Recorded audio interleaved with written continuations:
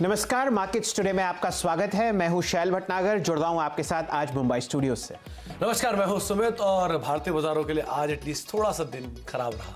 तो सुमित जी, कहानी ये है कि जो बिकवाली का दौर है, पूरे दिसंबर में 8 में से 6 सेशंस में आपने लाल निशान देखा है। आज ये लाल निशान हल्का सा गहरा रहा है, लेकिन ये उम्मीद कीजिए कि जो ज़्यादातर बिकवाली हो सकती थी वो हो चुकी और यहाँ से अच्छा ही होगा। लेकिन आज के सेशन के लिए खासकर आपने देखा कि 1 महीने का लो निफ्टी पे है। मिड कैप और स्मॉल कैप्स में लार्ज कैप से ज़्यादा पिटाई हुई है।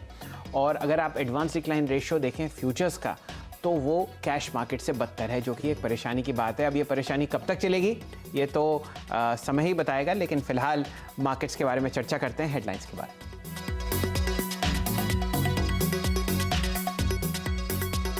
एनर्जी और मेटल शेयरों की गिरावट ने बाजार को बियर्स की तरफ झुकाया। करीब 1 महीने के निचले स्तर पर पहुंचा निफ्टी। मिड कैप शेयरों ने किया अंडर परफॉर्म। सभी सेक्टर इंडेक्स में दबाव। और सरकारी बैंकों की गिरावट ने लगातार चौथे दिन निफ्टी बैंक को नीचे खींचा। एसबीआई पिछले 4 सेशन में 8% गिरा। यूको बैंक, यूनियन बैंक आज 3% लुढ़के। निफ्टी पीएसयू बैंक के सभी 12 शेयर लाल निशान में बंद।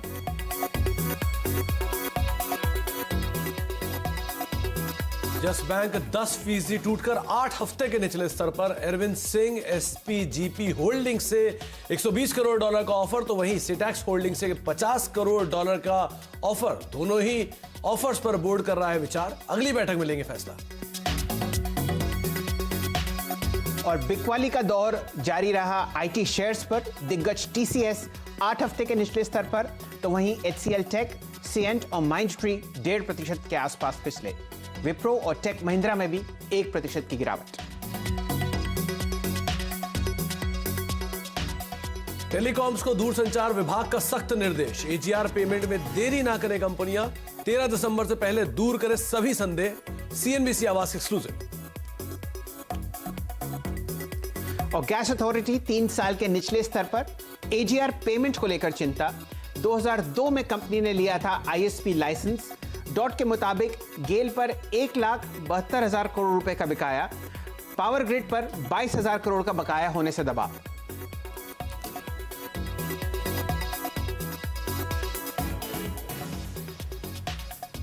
चलिए बाजार पर जरा और गहराई से नजर डालते हैं।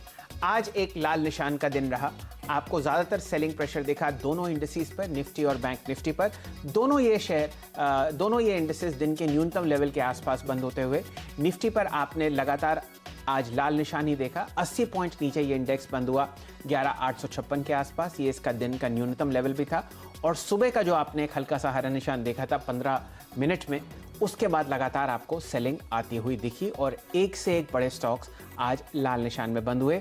मार्केट पूरा डिफेंसिव था और उस वजह से आपको एक लाल निशान आता हुआ दिखा।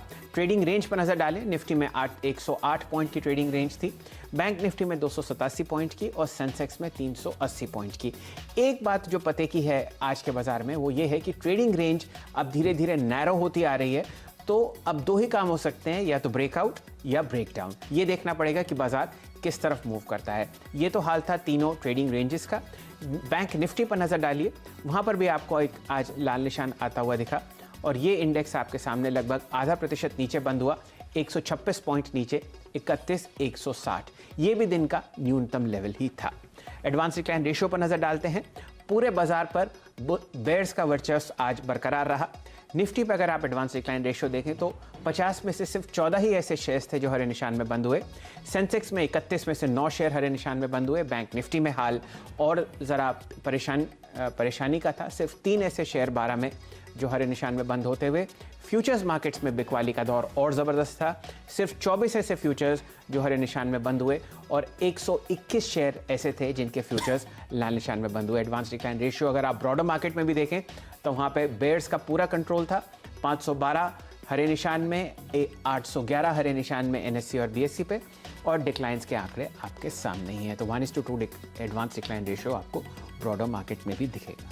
इनफैक्ट हम मिड कैप इंडेक्स को अगर एक बार देखेंगे तो उसमें ज़्यादा सिचुएशन खराब इसलिए दिखेगी कि निफ्टी मिड कैप 50 में सिर्फ 4 ऐसे शेयर थे जो कि हरे निशान में थे, बाकी 46 शेयर लाल निशान में थे, और वो 4 में भी 3 ऐसे शेयर थे जिनका गेन 1% से कम था। सिर्फ एक शेयर ऐसा इसका 1% से ज़्यादा गेन था। तो डैमेज आज मिड कैप में ज़्यादा इंटेंस था फ्रंट लाइन के कंपैरिजन में। तो सुमित जी, बेसिकली ये क्या हो रहा है कि बाजार को जो ऊपरी सतह पर आप मैनेज करवा रहे हैं कुछ दिग्गज हैवीवेट्स के साथ, जैसे कि हिंदुस्तान यूनिलीवर हो गया या और अन्य ऐसे शेयर्स जो हैं इंडेक्स में, वहाँ पर उनको ऊपर मैनेज किया जा रहा है और ज़्यादातर सेलिंग प्रेशर आपको मिड कैप और स्मॉल कैप स्टॉक्स में देखने को मिलेगा। अगर आप उनकी गिरावट भी देखें परसेंटेज टर्म में, वो निफ्टी और बैंक निफ्टी से ज़्यादा है मिड कैप और स्मॉल कैप इंडिसेस की। आज एफएनओ में हम लोग 19 सेक्टर ट्रैक करते हैं, 18 लाल निशान में बंद हुए, और ये किसके पास वो भी देखना होगा। खैर, हमारे साथ आज के जानकार मौजूद हैं, हमारे साथ पूरी टीम भी मौजूद है, वीरेंद्र हैं, आशीष है और साथ साथ अजीत मिश्रा भी मौजूद है। अजीत से हम बातचीत करेंगे, लेकिन उससे पहले बार वीरेंद्र से आंकड़े समझ लेते हैं। वीरेंद्र, कुछ फेरबदल तो जरूर हुआ होगा आज बाजार के आंकड़ों के अंदर, स्पेशली निफ्टी बैंक में, कि वहां पर उतनी इंटेंस बिकवाली पहले नहीं थी लेकिन सेकंड हाफ में तेज हुई। तो कैसे आपने आंकड़ों को रीड किया, और अब क्योंकि हम मिड वे की तरफ जा रहे हैं, मिड वीक की तरफ होंगे, क्या अनुमान लगाए कल के सत्र के लिए? देखिए, एक खराब क्लोजिंग, और आज हम decisively 20 day exponential moving average के नीचे क्लोज हुए हैं और 11,900 के नीचे क्लोजिंग आई है। आज 11,900 पे सेवियर कॉल राइटिंग हुई, जो कि इंडिकेट करती है कि अब पुल बैक में, अब पुल बैक जब आएगा तो 11,950 पे काफ़ी फाइट होगी, बड़ा रेजिस्टेंस का सामना करना पड़ेगा। लेकिन नीचे क्या, 11,900 पे कॉल राइटिंग हुई और 11,900 के पुट ने OI लूज किया, यानी जो पुट राइटर खड़ा था आज से 4-5 दिन पहले, वो बाहर निकला। बहुत चांसेस हैं कि अब हम जाके 820 और 810 और पॉसिबली 11,800 की ट्रैजेक्टरी को छुएं, क्योंकि वहीं जाके आता है हमारा 50 डे एक्सपोनेंशियल मूविंग एवरेज, और वहीं की पुट सबसे बड़ा OI होल्ड करती है, both in terms of weekly contract और मंथली कॉन्ट्रैक्ट। निफ्टी बैंक अभी इसने आज थोड़ा दिन को फिर भी उतना खराब नहीं होने दिया, लेकिन देखिए 31,000 के नीचे स्लिप नहीं हुआ। पर याद रखिए, आज बड़ी स्ट्रॉन्ग कॉल राइटिंग हुई है 31,400, 31,500, 31,300 की रेंज में, जो कि एक इस स्ट्रॉन्ग रेजिस्टेंस की तरफ रिफ्लेक्ट करती है।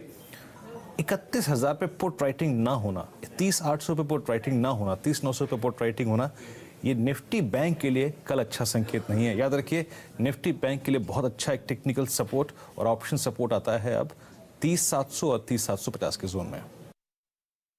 चलिए जी, वीरेंद्र जी जो हैं बहुत अच्छी तरीके से कॉल्स और पुट्स देखते हैं और वो ज़्यादा आशाजनक सुनाई नहीं दे रहे। मिश्रा साहब हमारे साथ जुड़ चुके हैं रेलिगेयर सिक्योरिटीज़ से, बहुत अच्छी तरीके से चार्ट्स देखते हैं, उनकी राय लेते हैं पहले मेन 2 इंडिसेस पर और फिर बाजार में और इत्मीनान से चर्चा करेंगे। मिश्रा साहब, आपके सामने सारे आंकड़े हैं, निफ्टी और बैंक निफ्टी पर अपनी राय व्यक्त कीजिए। कल के ट्रेड में लगातार 8 सेशंस में आपने 6 सेशंस में लाल निशान देखा है फिलहाल दिसंबर में। शुक्रिया शैल जी। तो शैल जी, जैसे कल भी हमारी बात हुई थी सुमित के साथ, तो वहीं पे जो हमने बहुत क्लियर कहा था कि इस वीक मतलब बायस नेगेटिव साइड पे शिफ्ट हुआ है। लास्ट वीक के जिस तरीके से क्लोजिंग हुई थी हमारी, उसकी वजह से हम देख रहे हैं कि यहाँ पे परेशानी बढ़ रही है ख़रीदारों की, और ये ख़रीदारों की परेशानी शायद बढ़ेगी और जिस तरीके से, क्योंकि आज जो आपने कहा एक सही चीज़ की बैंक निफ्टी में वो बिकवाली नहीं हुई, बट इसका मतलब ये है कि वहाँ पे अभी भी रूम बाकी है, और अगर 31,000 के नीचे हम जाते हैं तो कहीं ना कहीं वो परेशानी बढ़ेगी। तो वो देखते हुए, जैसे कि कल मैंने सजेस्ट किया था कि करीब 11,980 के अराउंड पे आप बेचें, वो रिबाउंड केवल 950 तक आके रुक गया और वहाँ से फिर हमने देखा बिकवाली होते हुए इंडेक्स में। आज मेरी राय ये होगी कि 11,900 पे आया है निफ्टी दोबारा से, वहाँ पर आप बेचें। 980 जो कि पहले इमीडिएट रेजिस्टेंस था, वही आपका स्टॉप लॉस होगा। करीब टारगेट को मैंने थोड़ा और नीचे किया है, 11,800 से 770 तक मैं लेके आया हूँ टारगेट को। वहीं पे बैंक निफ्टी को अगर देखें, 31,000 नो डाउट काफ़ी इंपॉर्टेंट सपोर्ट है अभी भी, बट जिस तरीके से अभी सिनेरियो है, पॉसिबिलिटी ये दिख रही है कि इस बार उसको ब्रेक करके 770 तक के लेवल्स दिखाए, 30,770 तक के।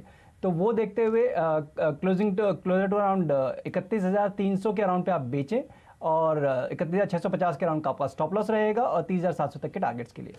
तो दोनों ही इंडिसेस में बिकवाली की राय बरकरार है। अजीत की टारगेट्स को उन्होंने फर्दर रिवाइज कर दिया डाउनवर्ड साइड पर, स्टॉप लॉसेस को भी ट्रेल किया है नीचे की तरफ। 30,800 के टारगेट जो कल 31,000 थे वो अब 30,800 के टारगेट्स के लिए आप बिकवाली कर सकते हैं। 31,650 का स्टॉप लॉस रखे जो कि कल 32,000 की रेंज में था। और निफ्टी में भी बिकवाली करके चलने की राय अजीत की तरफ से आई है। 11,770 के टारगेट्स वो यहां पर देख रहे हैं। अजीत स्टॉक स्पेसिफिक बात करते हैं।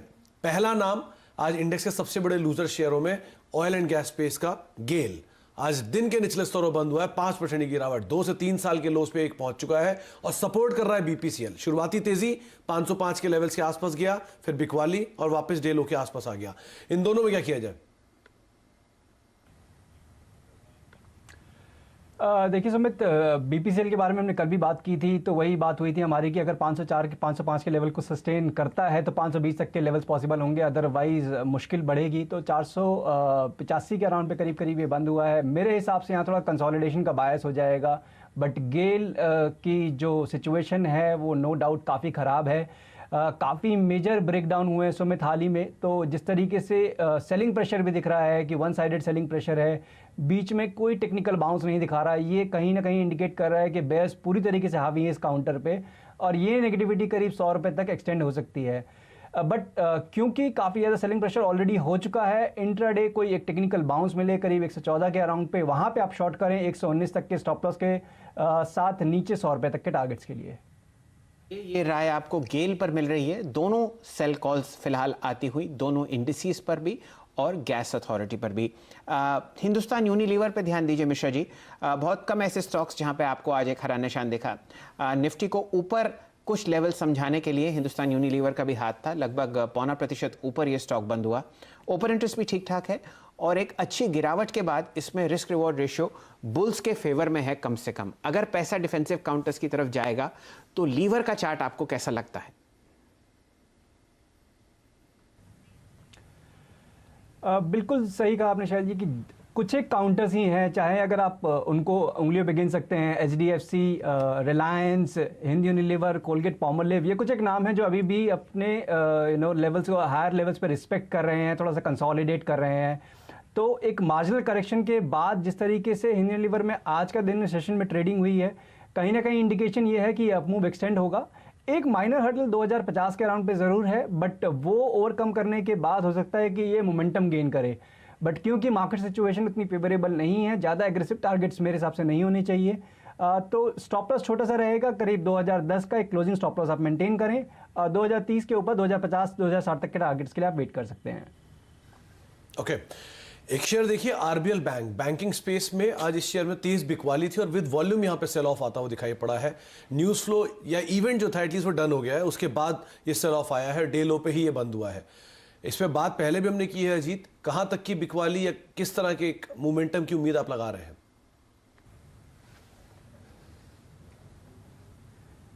देखिए सुमित, कल भी हमने बात की थी इस काउंटर पे, तो यही राय थी हमारी कि हायर लेवल्स पे आप सेल करके चलें, बिकॉज नीचे के लेवल पे आपको एक्यूमुलेट करने की अपॉर्चुनिटी मिलेगी। और वही देखने को मिल रहा है कहीं ना कहीं कि जिस तरीके से आज भी सेलिंग प्रेशर हावी रहा, बावजूद इसके कि बैंकिंग स्टेबल रहा, आरबीआईएल फर्दर डिक्लाइन किया, तो कहीं ना कहीं इंडिकेशन ये है कि इतने स्ट्रॉन्ग हैंड्स में नहीं है ये। तो करीब 310 305 जो कल भी हमने लेवल बात की थी, वो आते हुए नजर आ रहे हैं। मेरे हिसाब से वहाँ थोड़ा सा रिस्पेक्ट करेगा, बिकॉज ओवरसोल्ड पोजीशन भी दिख रही है, थोड़ा सा कहीं ना कहीं एक रिवर्सल पैटर्न फॉर्मेशन की पॉसिबिलिटी भी होगी अगर लॉन्ग टर्म चार्ट्स पे मैं देखूँ तो वो लेवल काफ़ी मेरे हिसाब से क्रिटिकल रहेगा। तो अगर आपके पास ऑलरेडी कोई पोजीशन है तो 305 का स्टॉप लॉस मेंटेन करिए, और अगर बनाना चाहते हैं तब भी मेरे हिसाब से 310 305 तक के लेवल्स वेट करिए आप, और वहाँ पे लॉन्ग पोजीशन इनिशिएट कीजिए। मिश्रा जी ज़रा चार्ट देखिए ग्रासिम का। लगातार तीसरे दिन की तेज़ी के बाद आज स्टॉक अपने उच्चतम लेवल से नीचे की तरफ आया है। जिस हिसाब से इसमें ओपन इंटरेस्ट और लॉन्ग पोजीशंस बन रही हैं, आपको क्या लगता है ये रैली बरकरार रहेगी? फिलहाल एक रेजिस्टेंस लेवल के नीचे ये स्टॉक ट्रेड कर रहा है। किस हिसाब से आप ग्रासिम को देख रहे हैं कल के सत्र के लिए 3 दिन की तेज़ी के बाद? देखिए शैलेंद्र जी, मैं पूरे सीमेंट सेक्टर को अगर देखूं तो शायद बहुत कम काउंटर हैं अगर जो पॉजिटिव साइड पे बायस के साथ ट्रेड कर रहे हैं। ग्रासिम उनमें से एक है। तो ये कहीं ना कहीं आउट परफॉर्मेंस जरूर दिखा रहा है, बट जैसा आपने बिल्कुल सही कहा कि काफ़ी इंपॉर्टेंट रेजिस्टेंस लेवल जो कि 200 दिन के ईएमए डेली चार्ट के उसके काफ़ी करीब आया था, 800 के अराउंड पे उसका रेजिस्टेंस लेवल है, तो वहाँ से आके थोड़ा प्रॉफिट टेकिंग देखने को मिला है। बट अभी भी एक इंटरमीडिएट जो एक लेवल है 760 का, उसको रिस्पेक्ट कर रहा है। तो जब तक ये लेवल होल्ड कर रहा है तब तक पॉसिबिलिटी है दोबारा से एक बार रिबाउंड दिखे। बट ओवरऑल पूरे सेक्टर को देखें तो शैल जी मुझे लगता है कि तकलीफ शायद बढ़ेगी ग्रासिम में भी अगर 760 को ब्रेक करेगा, बिकॉज एसीसी, अंबुजा, अल्ट्राटेक इन सब के पैटर्न नेगेटिव हैं और आज की जो क्लोजिंग है वो भी कुछ खास अच्छी नहीं हुई है। तो सुमित जी, ये सारे शेयर्स जो हम सीमेंट स्पेस की बात कर रहे हैं वहाँ पे आखिरी सौदा में आपको सेल कॉल्स मिले हैं, चाहे वो रैमको सीमेंट हो, मैं सिर्फ उन सीमेंट स्टॉक्स की बात कर रहा हूँ जो एफएनओ में है, तो रैमको, एसीसी, अल्ट्राटेक सीमेंट, इन तीनों पर सेल कॉल्स आज जनरेट हुए हैं आखिरी सौदा में। और ग्रासिम भी एक तरीके का क्वाजी सीमेंट स्पेस में ही है। तो मिश्रा जी की राय है कि यहाँ पर संभल कर ट्रेड करें, और क्योंकि मूड नेगेटिव है और 3 दिन की आपने तेज़ी देख ली, तो शायद जो भी स्मार्ट ट्रेडर होगा वो अपना पैसा टेबल से हटाना चाहता है। इनफैक्ट रैमको सीमेंट तो डे लो के आसपास बंद हुआ है, तेज बिकवाली उसमें सेकंड हाफ में आते हुए दिखाई पड़ी है। अजीत, आपने भी कुछ शेयर्स आइडेंटिफाई कर रखे हुए कल के लिए, वो कौन से खरीदारी या बिकवाली की साइड पे?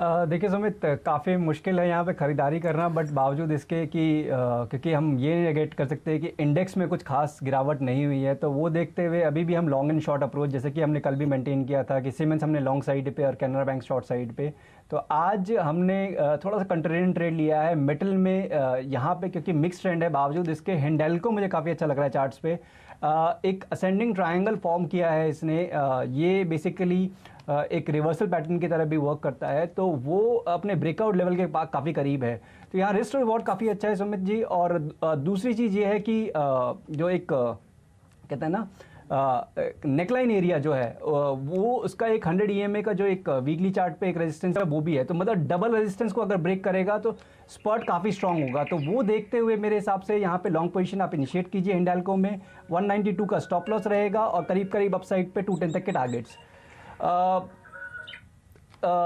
दूसरी जगह भारत फोर्ज, जहाँ पे कहीं ना कहीं सेलिंग प्रेशर दिख रहा है, 2 बार टेस्ट कर चुका है अपने 200 दिन के EMA को पिछले 1 महीने में, और दोनों ही अटेम्प्ट में फेल रहा है। तो ये बहुत क्लियर इंडिकेशन है कि बावजूद इसके कि काफ़ी ज़्यादा सेलिंग प्रेशर आ चुका है पिछले महीनों में, ये नेगेटिविटी बरकरार रहेगी। तो यहाँ पे आप 444 एक लेवल है यहाँ पे, जहाँ पे आप शॉर्ट करेंगे। 455 का आपका स्टॉप लॉस रहेगा और 425 तक के टारगेट्स के लिए। तो आपको 2 कॉल्स दी गई हैं, एक खरीदारी के लिए, एक बिकवाली के लिए। कॉन्ट्रेरियन कॉल ली है हिंडाल्को में खरीदारी के लिए, और भारत फोर्ज बिकवाली के लिए चुना गया है 425 के टारगेट्स के लिए। हिंडाल्को के लिए टारगेट्स 210 रुपए के हैं। ये 2 कॉल्स आपको अजीत ने बताई हैं। एक ब्रेक का वक्त है, लेकिन ब्रेक पे जाने से पहले सभी शेयरों पर और इंडिसेस पे कोई नजर डालें जिन पर अब तक हम बातचीत कर चुके हैं। निफ्टी बैंक दोनों को बिकवाली के लिए चुना गया है। निफ्टी में 11770 के टारगेट्स के लिए आप बिकवाली कर सकते हैं। निफ्टी बैंक 30800 के टारगेट्स के लिए बिकवाली करें, 31650 का स्टॉप लॉस मेंटेन करें। इसके अलावा अजीत ने अपनी जो 2 कॉल्स दी हैं वो आपको बताई गई हैं अभी। हिंडाल्को खरीदारी के लिए और भारत फोर्ज बिकवाली के लिए। 425 के टारगेट्स के लिए आप भारत फोर्ज को देखें और 210 के टारगेट्स के लिए आप हिंडाल्को को देख सकते हैं। इसके अलावा जिन शेयरों में बातचीत हुई उसमें गेल बिकवाली करें, 100 रुपए तक की चाल देख सकता है। एचयूएल को आप होल्ड कर सकते हैं 2050 के टारगेट्स के लिए, 2010 का एक स्टॉप लॉस मेंटेन करें। इसके अलावा आरबीएल में फर्दर प्रेशर की उम्मीद है और ग्रासिम 760 तोड़ता है तो कुछ और नीचे के लेवल भी यहां पे आते हुए दिखाई पड़ सकते हैं। एक ब्रेक का वक्त है, ब्रेक के बाद लौटेंगे, आशीष से हम बातचीत करेंगे और अजीत भी हमारे साथ मौजूद है, उनसे भी हम चर्चा करते रहेंगे छोटे से ब्रेक के बाद। के हाल पर मिश्रा साहब हमारे साथ जुड़े हुए हैं, आप हेड ऑफ रिसर्च हैं रेलिगेयर एंटरप्राइजेस में। अजीत जी, स्वागत है आपका दोबारा। स्टॉक पर बात करते हैं बजाज फाइनेंस। बहुत ही कम ऐसे शेयर्स निफ्टी में जो हरे निशान में बंद हुए, और जो सबसे मजबूत शेयर है बजाज फाइनेंस हल्का सा ऊपर बंद हुआ 3986 के आसपास। किस हिसाब से आप इसको कल के सत्र के लिए देखते हैं चार्ट्स पर?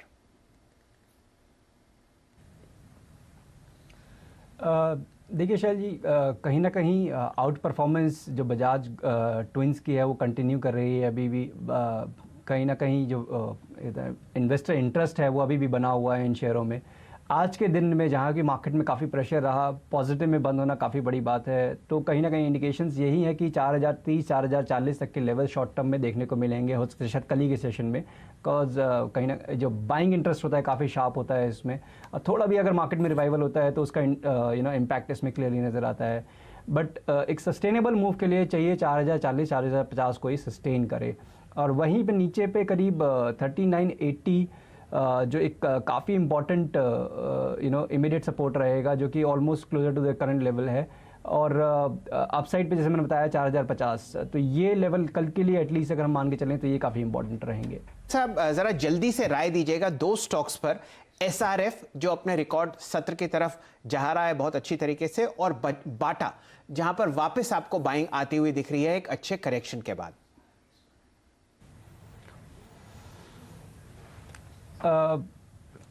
जैसे कि हमने पहले भी बात की, मिड कैप में भी कुछ एक शेयर ऐसे हैं जैसे कि SRF जो अभी भी होल्ड कर रहे हैं स्ट्रांगली। यहाँ पे प्रॉफिट टेकिंग के बायस थोड़ा बहुत मुझे दिख रहा है, तो अगर आपके पास लॉन्ग पोजीशन है, शॉर्ट टर्म में आपने बाइंग कर रखी है, 3160 के अराउंड पे आपका स्टॉप लॉस होना चाहिए, क्योंकि अपना रिकॉर्ड हाई पर है तो अपसाइड ओपन है।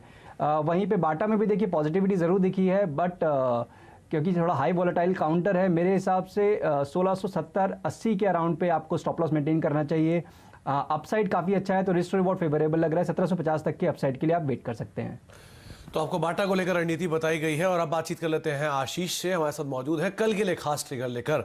आशीष, कल अब किस तरह की उम्मीद लगाई जाए, कि बहुत सारी खबरें मार्केट आवर्स के बाद भी आ रही हैं और बहुत सारे इवेंट्स लाइंड अप भी हैं, क्या है कल खास? देखिए, कल बुधवार है, हफ्ते के मिड पॉइंट पे आके हम खड़े होंगे, और सबसे इंपॉर्टेंट कल दुनिया भर के बाजार नजर रखेंगे फेड की 2 दिनों की बैठक के आउटकम पे। भारतीय समय अनुसार कल देर शाम को आउटकम आएगा, और लार्जली एक्सपेक्टेड है कि इस बार दरों में कोई छेड़छाड़ नहीं होगा, एक स्टेटस को पॉलिसी होगी। पर ध्यान रखें, यह साल 2019 की आखिरी पॉलिसी है, तो सब जानना चाहते हैं 2020 के लिए, अगले साल के लिए फेड किस तरह का आउटलुक शेयर करता है। इसके अलावा सऊदी अरामको जो दुनिया की सबसे प्रॉफिटेबल कंपनी कही जाती है, उसकी कल लिस्टिंग होनी है, सेकेंडरी मार्केट्स में डेब्यू करेगा, तो सऊदी स्टॉक एक्सचेंज में कल उसकी लिस्टिंग की तैयारी होगी।